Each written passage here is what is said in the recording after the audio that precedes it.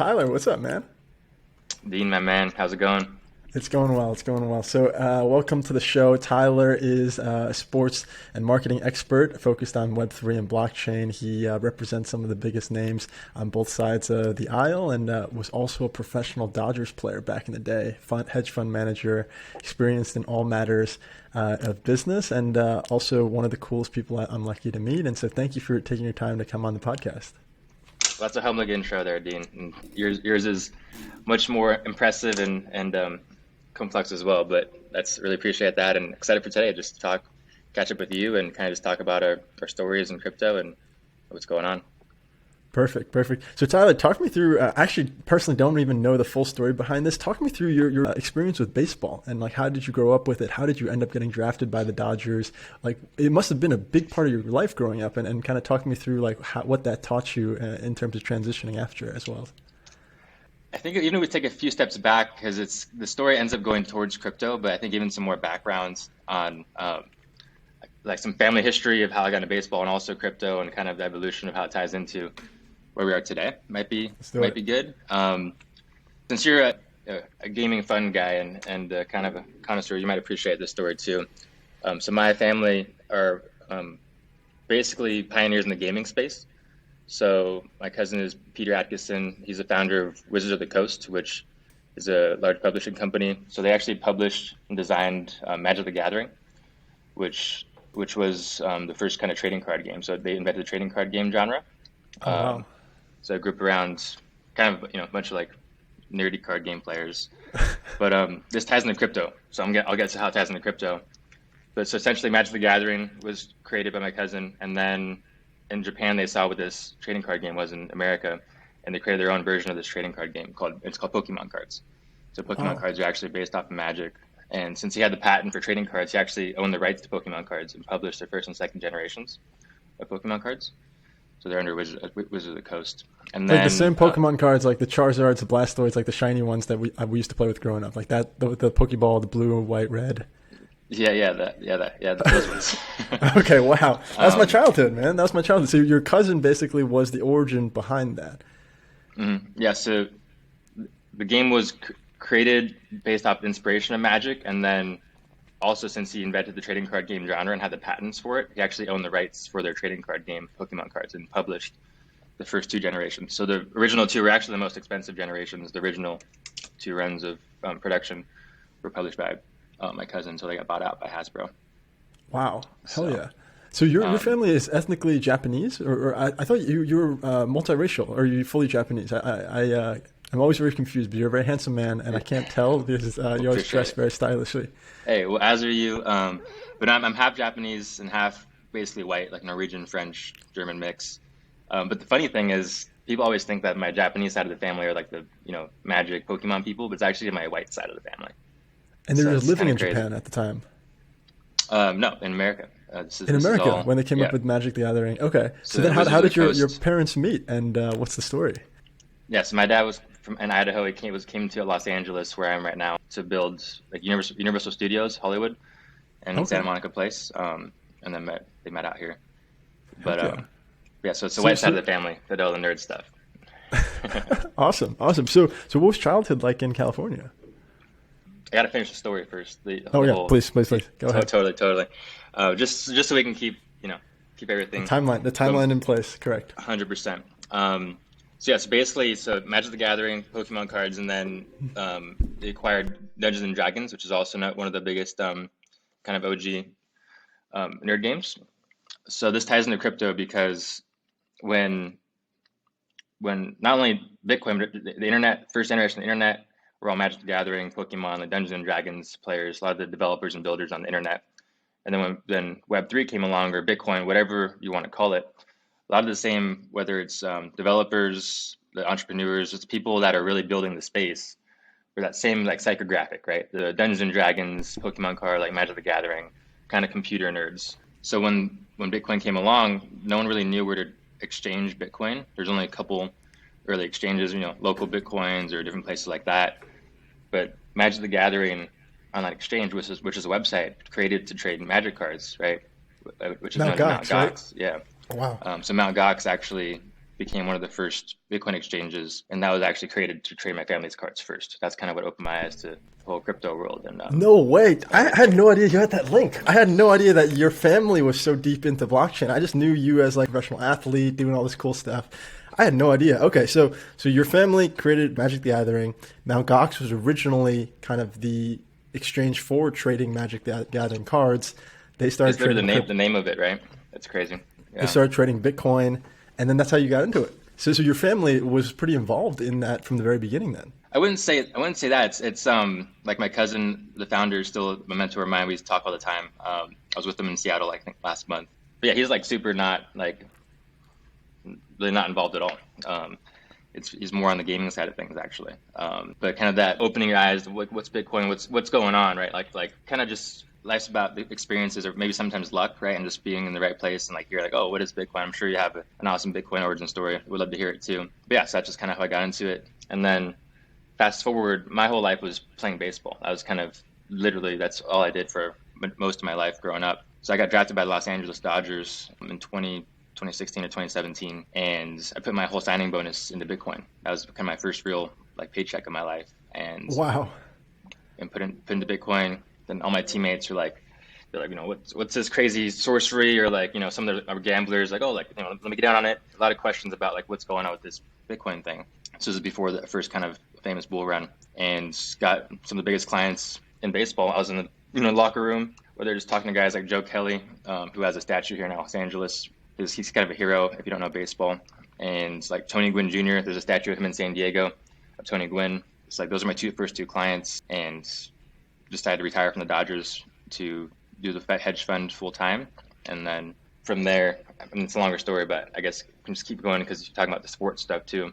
So I went from the hedge fund to more advising sports teams and leagues around the world, as well as crypto exchanges. So whether it's the FIFA World Cup, the Champions League, the Anaheim Ducks, Bayern Munich, the soccer club in Germany, or representing groups like Voyager, Abra, Bittrex, people like that. Not just on sports, like sponsorships or like naming rights at stadiums, but also whether it's high net worth institutional relationships. It's kind of that whole relationships game. That's awesome, man. That's awesome. So talk me through. You must have played a lot of baseball growing up. Like, what was like your training schedule like? Were you playing minor leagues? Like, how did you always dream of being a professional ball player, or how did that kind of go through? And did you think about going to school always, like, or kind of how do you think about being professional versus going to school, doing a traditional career? How did that decision process play through? That was literally like when people say like, "Oh, ball is life" or whatever those dumb quotes are. Like, it was literally from the time I was 2 years old, swinging like a Coca-Cola bottle at the park or something to, so I was like 22, like the entire life. Didn't go snowboarding, didn't go surfing, didn't do anything that was at all even a risk or, take up mind space. That wasn't baseball. And it's kind of what you have to do. Absolutely. What position did you play, and what did it feel like to get drafted? Like they call you, is it like the typical kind of someone calls you and then you're like you are drafted and it's like on TV, or like what was the process like? Yeah, I mean it's kind of funny actually. So yeah, I got drafted by the Los Angeles Dodgers, and I grew up in Los Angeles, so a lot of people actually would be like, oh, the hometown team, amazing. But LA is kind of like New York, where you either love or hate the Dodgers growing up in LA, right? Or the Yankees, right? You hate it, you love the Yankees. And I freaking hated the Dodgers growing up. Really? In Los Angeles. Oh yeah, I really Why did. is that? It's just sports. Like it's like, you either root for the hometown team or like the underdogs in LA would be like the Angels, right? They're not even really in LA, but they're called the Los Angeles Angels. Like I was an Angels fan, so I grew up kind of in that, being a fan of the Angels. If you're a fan of the Angels, you hate the Dodgers. It's just kind of how it goes. So when I got drafted by the Dodgers of all freaking teams, which now I'll bleed blue till I'm dead. I'm like such a believer, and there's for so many different reasons. But my mom was the first person to call me after I got drafted. It comes on the TV screen. It's like the selection by the Dodgers. Tyler Adkison, and then it's like that's kind of the whole thing. Is just you watch it on TV, and then nothing really. So you get the call. You're a professional athlete. Is it everything that you dreamed it would be, or is like the day to day was actually quite different than what you expected? So first, for when I got the call, right, I'll kind of walk you through the story. The first phone call I get was from my mom. It's like 5 seconds later after it comes on the screen, because she's like totally, following along with it. And it's not like oh, congratulations on all your hard work, like whatever. She picks up the phone. She's like, the Dodgers. The Dodgers of all teams. She's like making fun of me so hardcore, and I'm just like, She knows that you don't like the team at oh the yeah, time, yeah. and it's like, well, thanks, mom. Appreciate that. Amazing. It's kind of funny because she totally knew exactly what I was thinking. But the Dodge, like as far as like the history of the team, whether it's like breaking the color barrier with Jackie Robinson, having some of the first female executives, having numbers on the back of the jerseys, being on TV, like as far as innovation and pushing the limits of what's possible in sports and really human society, right? Like one of the most important things in our human history is Jackie Robinson playing baseball and breaking that color barrier. And the movements and civil rights things that have happened from that have changed the world. So it's like the Dodgers are very well respected. It just growing up in the city, you love them or hate them, and until they start paying my bills, I hated them. So That's awesome. Yeah, absolutely. The Jackie Robinson jersey is definitely like the colors are very iconic. So talk me through, what is the life like as a professional ball player? Like, did you quit school altogether? Are you still kind of taking some side classes to make sure just in case, or like, what is that like? playing professional baseball, you live in a hotel room.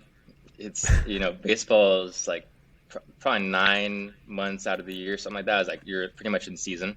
So whether it's spring training in like February, March to season going like April till October, and then November, December, basically, and half of January to keep training or chill out or get your kinks out. It's like it's literally year round. So it's really your life, and it's an incredible life. You get to meet really cool people, get to see places most people won't get to see. But yeah, for me, it was like I didn't see myself doing that forever, and like life's about. I didn't want baseball to define who I was. So that's kind of why I decided to leave early. But yeah, it's such an incredible experience. There's no doubt. That's awesome, man. That's awesome. So then walk me through how you went from there to running a Bitcoin crypto hedge fund, which in my mind is probably quite different from playing a professional sport physically. But like, what was that process like? Did you have to learn a lot of things to get that in motion? Who were your main backers? Like, what's the story there? Yeah, I had so essentially because I put my bonus into Bitcoin, so my teammates were like asking me basically how to buy some or where to buy it or how do they manage it or do I buy it now? They're trying to like swing trade it, and I'm just like, you know, it's like wow. So the only way I could actually manage other people's money, as you know way better than I do, is without a license, especially and back in this 2017 is through Reg D Rule 506B, right? I believe that's the correct one. It's essentially a hedge fund, so you can take accredited investors' money.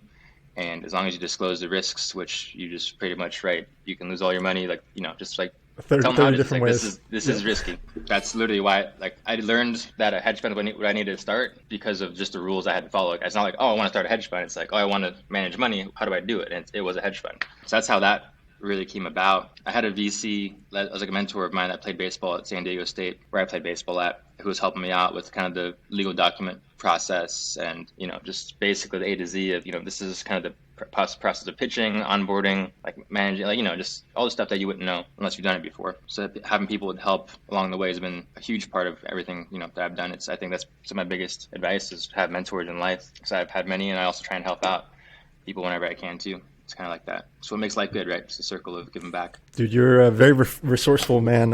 You've definitely helped me out on a lot of things, business, personal, everything. So I'm very appreciative of that. So from the hedge fund, talk me through kind of how you got back into the sports partnership game, representing institutions, because you're kind of the go-to guy in LA these days. So like whenever I'm in town, you're throwing these yacht parties with all the kind of pro athletes, Navy SEALs, like all the who's who and cool, like interesting people. Like what happened? Like what's the story behind the managing a fund to now what you're doing today? And getting into the sports kind of representation stuff. Yeah, I mean, literally, it's kind of funny, but it's through a mentor of mine. I had another guy that played baseball at San Diego State. This is how I met him. So when you're a college athlete, like they do like thankathons where you have to like write letters or like make phone calls to like donors to the school. So they gave me this list of people to cold call. Like, and we're like in this like auditorium. It's like a movie theater, but it's like for like film review. And we're just like hammering through these lists, having to call these people. We're like, man, this just kind of sucks, but it's just part of, they help pay for, fund us. So just like saying thank you. And one of the guys is his name's Randy Bernstein on my list. So I call him. It's like 6:00 on a Tuesday night. He's like, this is Randy. And I was like, oh shit, like someone answered the phone. Like I gotta follow the script now. So I'm like, oh, hey, this is Tyler from the Aztec Club, whatever, saying thank you for your donations. And he's like, oh, like, what are you doing? Like, what are you studying? And I was like, oh, I want to be in business. And I had no really clear direction on what I was doing at that point. I was like I don't know, 18 or something. And he's like just asking questions. Oh, you should come to Santa Monica. I had this marketing firm, like super casual, and you should come check it out. Like I played baseball. Like we'd love to try and help you out. So I had family in LA, so I literally showed up at his office when in the off season that next year and like said hello to him. And it turns out he's a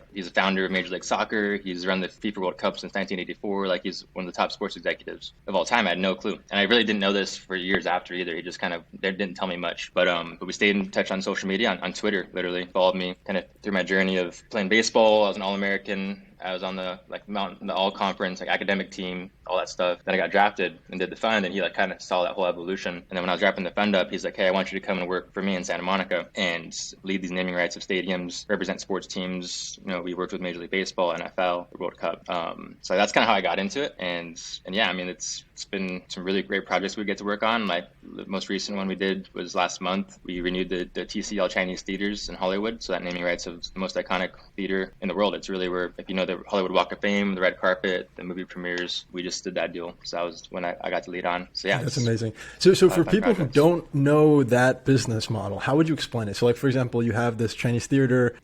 Are they kind of a client and they come to you and say, "Hey, we were looking for people to potentially sponsor this"? How does a deal generally go down, just for folks who are less familiar with kind of the mechanics of that business? Yeah, I mean, we don't need to go out. I mean, they're all kind of the same situations, but I guess sure. Or a stadium, like a stadium comes to you, or whatever. Yeah. Let's use that as an example. So usually how it goes is there's a property, so the property has like the real estate or the building or the team could be property. It's basically, it's the entity that there's a property and there's a brand, right? So the brand's more like Coca-Cola or American Airlines. So I'll work on the property side. So like the ownership group, usually ownership groups, this is kind of like the highest ticket assets they have to sell. Like the CEO, owner will reach out to me or somebody else, or, just however that comes about. And we will represent them as we'll get retained. So here's a retainer to kind of spend time against this project. And then the upside where you really could make some money is getting the deal done, right? Say it's like a stadium name. It could be $10 million for 10 years, right? That's $100 million plus, if it escalates 3% every year, we're looking at $120, $130 million deal. Wow. In total. So we're incentivized by commission. So the more money we sell the deal for, the more money we make. So that's kind of how we line our incentives to make sure they get the best deal possible. That's pretty much how it works. That's awesome, man. That's awesome. So you're getting into naming rights of different properties. You're working with different sports teams. How did you couple that with crypto? Because I know you're very close to some of the key guys in crypto across the institutional side, exchanges. How did you blend those two businesses together, and how do you manage all of it? I feel like you're doing 30 different things at any given time, and they're all very intertwined. And I'm just always curious how you're absolutely crushing it. Yeah, it's kind of an interesting blend, but yeah. So basically, from what I was learning with on the sports business side of things, it's that a lot of Fortune 500 brands, these mainstream brands, use whether it's names of stadiums or just patch on a jersey or just even a commercial during a game to help build awareness or credibility with the consumers, which is a very specific demographic of who watches baseball versus basketball versus hockey. Even you understand who's watching those sports pretty well and how they think, so you can kind of segment consumers that way. And these brands are using whether it's Coca-Cola trying to sell more Coke in the stadium, or in stores, or American Airlines trying to be kind of trusted as that preferred vendor when you fly, or whatever it might be, right? So sports has been an avenue for gaining trust for brands since it's been around. And was thinking, since crypto is very nascent, and the biggest thing is not just awareness of what's whether it's an exchange, which is probably the biggest beneficiary of kind of broad awareness since they're most consumer facing, or education, what is crypto, how is it useful, buy a ticket or Bitcoin, or I think NFTs are actually interesting for ticketing in the future, or just so many different things, royalties, right? I mean, IP rights, you can go on forever, but I thought that sports would be a good on-ramp and avenue to educate the masses. So kind of being in the position of, on the property side, being able to, on the brand side, whether it's the exchanges, right? In these cases, it's been a Voyager or a Bittrex or an Abra, whoever, to help advise them on whether it's where to strategically be, or how to negotiate it, or just kind of why it could be impactful, right? That's just kind of being able to have relationships on both sides and bring it together is the long story short. Yeah, totally, totally. What do you think are some of the key principles behind maintaining and building really good relationships? Because I think that's one of your biggest strengths is that you have this not only broad network, but also this very, very tight network where I feel like you can pick up the phone and hit up any walk of life and any person in many industries, and they'll immediately respond to your phone calls and have a very close relationship with you. What do you think are the key principles behind that? Yeah, I mean, it's if it was easy to explain it, I feel like everyone would be doing it, and I appreciate that's a nice compliment. I don't know, just I think it's the key principle. Like, you have to really break it down. I think it's cliche, but just like always adding value, right? It's like it's just be authentic about it though. You can't be like a truly just loved helping people out. Like it's a lot of people have helped me, and since I've kind of received that, it just feels good to kind of give it out. And I guess how people work is, and they like to return favors. It's like a never-ending cycle of like how can we help each other out? And because I come across a lot of people. It happens even this past few weeks. People like always just reaching out to you, just try and get stuff. I'm like, dude, like at least act like you're like cool, like, Yeah, So I think just being authentically trying to be helpful. It has to really be real though. People can totally just like sniff that out. I think that's probably the biggest thing. And then just be helpful, man. And then bring people together, like some effort for like, whether it's, I've been hosting, cocktail parties in LA for like a half decade now, and then that kind of evolved after COVID, at least allegedly cleared up. We'll see what happens, but after COVID cleared up, started hosting them on boats here in Los Angeles, and turned that into like a crypto yacht club. So now I kind of just stumbled across managing like LA's private crypto social club here in LA, and a lot of people kind of depend on me each month to bring people together and kind of create a community. So dude, that's amazing. That's amazing. And thank you for inviting me to a bunch of those. I really appreciate it. Talk me through your history with poker.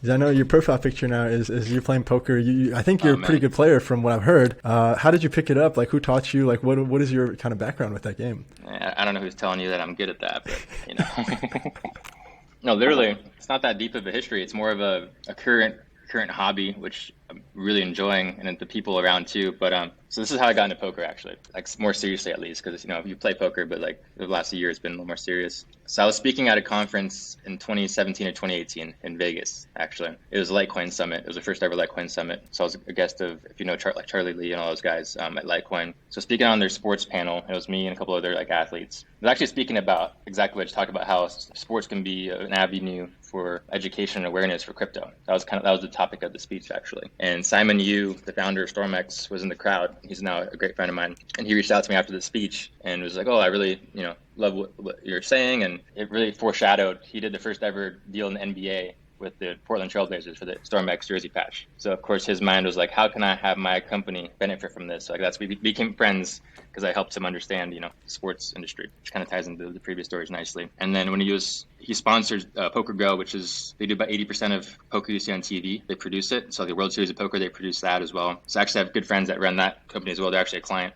for my sports job right now. Small world. But so he sponsored that, and part of the deal was they get to do like a semi-annual like celebrity poker event for like cryptos, whatever, founders, executives, top dogs with crypto. So he invited me last year to it. He's like, you want to play in this poker tournament? And I was like I know how to play poker, but it was never that serious. But once he was like, I'm like, yeah, let's do it. And then he asked questions. And it's like, I found out it's like a 5K buy-in, which is fine, but I'm not that good to be playing a 5K buy-in. So, being an athlete, you just start training, and really just start to understand. And then the funniest part was I asked, I was like, hey, can my girlfriend come to the tournament? Like I thought just to spectate, But I just like, yeah, can she come? I didn't know the rules for a poker tournament in Vegas. It's televised and all that. He's like, yeah, totally. And then like 3 weeks later, there's a press release that comes out, and like her name's in the press release as a player. And I'm like, oh fuck. Well, now you're gonna be playing too with us. It was something like the it couple of crypto. I forget what it was. It was a picture of you and her together. You guys are a beautiful couple, by the way.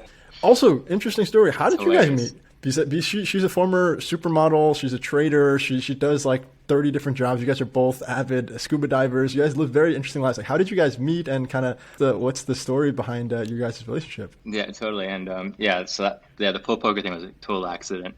And then, so how we met, actually, I can answer that. So basically, it ties into another story with the Chinese theaters, actually, that we just did that deal for them. So she's friends with the owner of the Chinese theaters, and so we actually got set up on a blind date because we both like crypto and kind of have like unique backgrounds, and they thought that we get along pretty well with because she's a wildlife photographer and she was a model for a while and kind of lived a unique life, and so did I. So we kind of just got set up by a mutual friend, and and we've been hit it off ever since. That's amazing. You guys are definitely in contention for the most attractive couple in LA. Thank you guys for inviting me. I think it was your birthday last time when I was in LA. So thank you for that invitation. And yeah, you're at our birthday party. It was amazing. It was amazing. Once again, on a boat, which you guys are amazing at, kind of throwing parties like that and getting really good people together. And so how did you get into diving? Because I know that's something else that you guys do a bunch together. And you were telling me how Amber has these really cool experiences with wildlife, and we've been meaning to go diving for a while now. We haven't done it yet, but we still have to. What's your guys' relationship with diving? Yeah, no, diving stories. You're gonna have to get her on if you can convince her to go on to talk about diving stories. She has way more than I do. My diving stories are boring in comparison to her sharks and alligators and all that. But basically, during COVID, I live, in the west side of LA, I used to, and there's nothing to do. So I was like, I basically want to conquer the three S's of the sea over the next year. That was my goal. Just kind of take up time. So the S's were surfing, sailing, and scuba. So got into surfing, was able to train enough to get to fly to Honolulu, Hawaii, and surf the North Shore, which was painful, but just kind of like a bucket list thing. So I trained to do that. Went to Catalina Island and got scuba certified, at least for basic underwater certifications for scuba, and then for sailing, joined a sailing team and got my skipper's license. So I kind of just set goals and just kind of, her brains are wired, it's always trying to do stuff. Now it's poker, but it was, sailing, scuba surfing before, and yeah, just training towards things. That's how I got into it. Dude, that's amazing. Are you training with a coach now for poker? Like you got like the software running, all that stuff? My degenerate friends teach me enough, so. That's awesome. So what's next for you, man? Like right now we're in the depths of the bear market. We've got a couple days left in the year. What do you think 2023 is going to look like? What are your goals? What are you focused on? Goals are simple right now. I was just thinking about this. I want to really get back into a routine of health, because I think everything else will follow nicely if I could just kind of be that foundation. So getting back to that, it's been good lately, but it's like, I'm sure same for you, go through sprints of like, not sleeping, not eating good, not working out, and then it's kind of tumbles, right? So that's the foundation. And then from a macro perspective, it's going to be very interesting to see what happens this next year.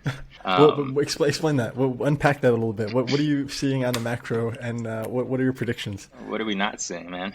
I guess from the crypto angle of things, like, there's always a history of cycles and like the halvings and a very optimistic thing. And I like to be optimistic. It's like, I saw a quote, I think it's like, realists are usually right, but optimists are usually happy and wealthy. So it's like just kind of always looking through an optimistic lens. It's usually advisable. So with this macro environment, hopefully we can see like that the halving schedule kind of continue to its prophecy of Bitcoin's, the price action, at least as we approach next halving. But this is also the first time we've seen a macro environment where basically an inflationary environment right now. Crypto's never been tested to do that before in its history. So no one really knows. So just kind of unpacking it, I can't unpack because no one knows what's going to happen, but being ready, if you can have cash on the sidelines, it's probably advisable, right? Just kind of seeing what's going on. What did you actually end up doing with that Bitcoin you bought when you were at the Dodgers? Did you like end up flipping it, selling it, or are you still like hodling that same stash? We don't gotta get in details, but it's it's somewhere where no one can get it. Okay. So you still hold it. You never like traded out of it or anything. Of course, you do a little bit, but it's kind of a longer term. It's always been a longer term type thing. So got it. That's even why I stopped with the fund, because I was the thesis. My own thesis was like basically dollar cost average and be long, mainly Bitcoin, Ethereum. So like, there's not really a purpose to have a hedge fund when you're pretty much mostly long. It's like they just needed. I was like, just here's an Aber account or whatever, it might be just a dollar cost average into this. And if you want me to teach you how to custody, then we can do that, right? Yeah. So that was very honest of you to just say like, hey, I'm not adding too much alpha here. This is what I would do. Stop letting me charge you fees and kind of go on your way. That's amazing. So I have a bunch of business partners who are a little bit older. They have young sons, not young, but let's say like anywhere from 18 to 22, 23 years old. A bunch of them are a bit lost. They're dropping out of school. They're kind of getting into drugs, getting into nonsense. And they asked, the parents asked me, they're like, Dean, what advice do you have for them? Well, I'm curious, like, what would you say to younger kids like that? Because obviously you've been very successful. You have built a very wonderful life for yourself. Like, what would you recommend for kids like that who are thinking about dropping out of school? They don't really know what career they want to do. Any wisdom you can impart? Yeah, first, I dropped out of school. I didn't never graduate college, which I'm not sure if that's helpful or not, but so you don't have to like finish school to do things, right? That's the first thing. But I think the most important advice that at least has helped me out is I'll go back to is like having mentors, right? Whether it's in baseball, having those people that help you kind of train. And that's why I'm part of a foundation now, a nonprofit. I'm on the board of one that helps kids now, or with my fund, right? A VC kind of mentor helped me with that and helped guide that. They're certainly not self-made by any means. My cousin, the Magic the Gathering guy, like there's zero financial help, but it's all like wisdom that he's given me, right? Because I do not want any or ask for any financial help, but like the wisdom has been very helpful for me. My sports and getting into sports has been through a mentor. I mean, it's all like there's a pattern, right? Different mentors, yeah. So how do you start building out that relationship? Some you mentioned you got met through cold calling, et cetera, but not only reaching out to them and connecting, but also like maintaining that. Like what do you have periodic check-ins? Like what is the process through which you kind of maintain and build and nurture those relationships? Yeah, I mean it's so hard to different examples just kind of happen, but as far as maintaining them, like even just like the crypto yacht club thing that I run now, like it's making sure everyone's invited to that, and if they want to come, and they're happy to come, and we can all catch up. And it's just like it's kind of like it serves many purposes, bringing people together as one, but also if people are in town or just getting, how it goes. Like in Puerto Rico, I was in Puerto Rico, saw you like 2 weeks ago. The amount of people that are in town that week is crazy. You can't see everyone, so you throw a dinner instead, which we did together actually. Yeah, you can see many people at once and kind of kill 10 birds with one stone, so to speak. So just things like that are really helpful. Yeah, totally. Sure. If you were to do it all over again, would you still become a professional athlete, or like knowing what you know now, would you do anything differently in your life? Yeah, I mean, what kind of question is this? Of course. No. It's an honest question. It's an honest question. Like, let's say you know everything you know now. They teleport you back to being 5 years old again, so you have a blank slate. Would you still like kind of go, obviously aside from the fact that, buy Bitcoin and Ethereum the moment they come out and hold them and sell them, 2021 November, aside from that, of course, and I think mainly just as like, if you were to have children, like what type of advice and wisdom would you give them? Or isn't there any advice because everyone has to kind of make their own path? Yeah, I mean, I will say so 100% recommend sport. I would do it again. Like sports, I would 100% do it again. Like, and it's, even if it's not going pro, which, was kind of like an icing on the top of just a lifetime of work there. Even from a young age, like I was 10 years old, training, doing, going through different like weight training programs, strength training programs, like working out all the time, like traveling all around the United States from a very young age. You get a sense of like a brotherhood with the people that you're around, which you'll never get again, which is really unique in the locker room, kind of that camaraderie that you gain with people and those relationships that last, a lifetime. So that alone is worth it. Then you learn discipline, right? As far as really how to train, how to be disciplined. Like those are things that you don't learn unless I feel like either sports or the military. Like that's why people get along from those two backgrounds. A lot of military friends, because those are really only people in the world I've met that really get it. So that's that's really something in life that's really valuable too.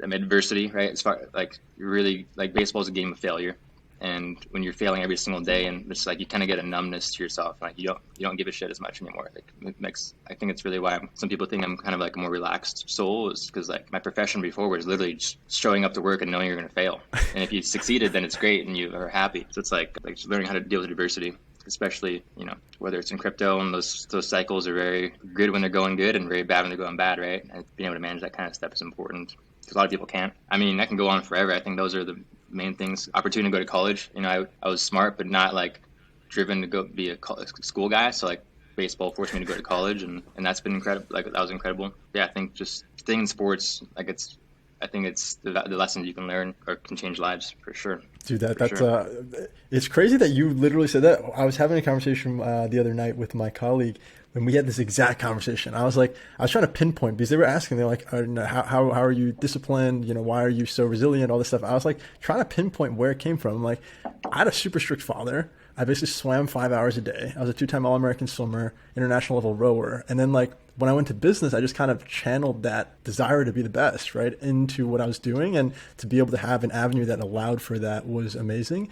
But it's like, if you don't have that training, like you said, unless you were in the military, unless you played sports at a decently high level, it's very hard to instill that discipline, right? And so these younger kids who are just on TikTok, Instagram all day, and they're kind of lying on the couch, and then their mom or dad is coming to like, Dean, like, can you talk to him, whatever. I was just like, I couldn't explain to them, because like I couldn't fathom just kind of lying there not doing anything, because like in the back of my mind, I'm like, all these kids are out there getting after it. I don't want to be a loser. I want to like kind of get after it and be the best. And I think that natural competitiveness is just kind of what molds young men into becoming men, right? And it's a very competitive and painful and traumatic process, and there's a lot of failure and a lot of hardship. But like that's where like the grit comes from. That's where the brick by brick comes from to like building ourselves and our businesses into what they need to become. And so it's actually amazing that you literally share that same experience. And I think that's also why I get along with David, your friend, our friend, I guess, David Meadows, so much, former Navy SEAL. And just like that immediate kind of respect for somebody with such high discipline who's operated at such a high level and has been able to transition from like the military into, a career in Hollywood at a very high level. And every time you talk to him, there's such a optimism and a positive energy, despite whatever could be happening. Like crypto could be crashing, his movie could be, not doing so well, like whatever is going on. There's that inner resilience that just like whatever happens, like I've been through worse and I've seen worse and we'll get through this one, which I think is super definitely powerful. Volunteer. I won't volunteer for him, but I volunteer him as an idea for another podcast speaker. He already agreed. So he agreed. He said New Year's, but I did have his word that it would happen. That's an amazing story as well. I can't wait to dive into that. And thank you so much for. Not New Year's Day. He said any time in the new year. Okay, after the new year. Thank you for introducing me to that. He's become one of my really, really close kind of mentors, honestly. Like sometimes I'll be going through something, I'll just tap into him and say, hey, how do you think about these type of things? How do you think through kind of this type of, hardship or this aspect? And he always has a lot of wisdom to impart. So thank you for that. No, absolutely. No, he'll be a good one for sure. It's because that's the goal of this, right? To bring unique perspectives, people to learn and grow, right? So it's a beautiful thing, which you're building over here too. Absolutely. Well, Tyler, I appreciate your time. Thank you so much for on such short notice to coming on as a guest. And the audience, I'm sure, has learned so much just from watching this. And hopefully I'll see you very soon. Yeah, no, for your time as well, man. Excited to see how this comes out and the future episodes and evolution that you have through this. It's going to be awesome. Awesome. Thank you.